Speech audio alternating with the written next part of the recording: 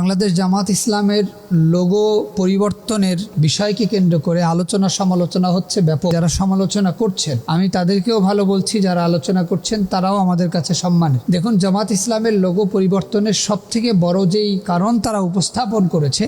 যে আগের লোগোতে আল্লাহ শব্দটা ছিল এবং আকিমুদ্দিন কোরআনের একটি আয়াত ছিল, সেটাকে পরিবর্তন করা হয়েছে। কিন্তু বাস্তবিক অর্থে আমরা যেটা বর্তমান লোগোতে দেখেছি, আমার কাছে মনে হয়েছে বর্তমান সময় উপযোগী এই বাংলাদেশের প্রেক্ষাপটে একটা চমৎকার লোগো উপস্থাপন করেছে বাংলাদেশ জামাত ইসলামী, যা অনেকগুলো বিষয়কে নির্দেশিকা দেয়। এক নম্বরে লোগোর মধ্যে তাকালে সবথেকে চমৎকার যে বিষয়টি দেখা যায় সেটি হলো সাদা একটি ক্যালিগ্রাফিতে একটি কলম দেখা যাচ্ছে, কিন্তু বাস্তবে এই কলমের মধ্যে একটা ক্যালিগ্রাফি সিস্টেমে আল্লাহ সুবহানাহু ওয়া তাআলার নামকে উপস্থাপন করা হয়েছে এবং সেই নামের তাৎপর্য এভাবে উপস্থাপন করা হয়েছে যে এক কলমের মধ্যে, মানে এক আল্লাহ তাআলা যে কুল হু আল্লাহু আহাদ, আল্লাহ যে এক, সে একত্ববাদ তাওহীদের ঘোষণা এই এক কলমের মাধ্যমে দেওয়া হয়েছে এবং তার মধ্যেই ক্যালিগ্রাফি করে আল্লাহ শব্দটা লেখা হয়েছে আল্লাহর একত্ববাদ ঘোষণা করবার জন্য। এরপরে এই কলমটা এমনভাবে রাখা হয়েছে যার নিচেই অংশ বিশেষ একটি পবিত্র কোরআনের ছবি আর্ট করা হয়েছে। যারা বলছেন আকিমুদ্দিন অর্থাৎ এই আয়াতটা বাদ দিয়ে কেন এই ছবিটা দেওয়া হলো, তারা কি বোকার স্বর্গে বসবাস করছেন আমি জানি না। কোরআনের এই লোগো আকিমুদ্দিনের থেকেও দামি আমার কাছে, কারণ যেখানে একটি আয়াত সংযোজন ছিল সেই জায়গাটাতে গোটা কোরআনই সংযোজন করে দেওয়া হয়েছে। অর্থাৎ এটা দ্বারা বোঝানো হচ্ছে যে আগামীর বাংলাদেশে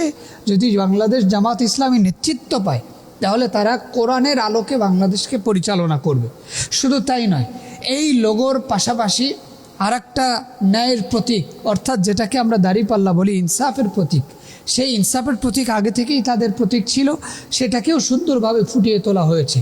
এর থেকে বড় যে বিষয়টা চমৎকারভাবে উপস্থাপিত হয়েছে সেটি হলো বাংলাদেশের অন্যান্য রাজনৈতিক দলগুলো যখন সুযোগ পেয়েছে